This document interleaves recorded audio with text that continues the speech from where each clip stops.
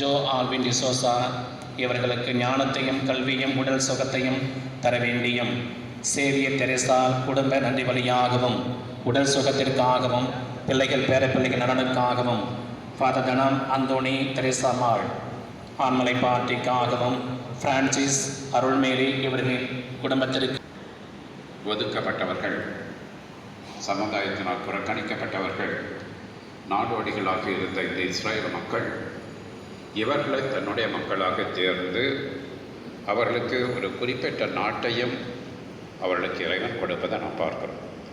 Israel மக்கள் தொடக்கத்தில் நாடோடிகளாக இருந்தார்கள். தங்களுக்கென்று ஒரு நாடு கிடையாது. இப்படியெல்லாம் தனது அன்பை அந்த மக்களுக்கு வெளிப்படுத்திய இறைவன் அவரை வெகு விரைவாக மறந்து பிற தெய்வ வழிபாட்டில் ஈடுபடுகிறார்.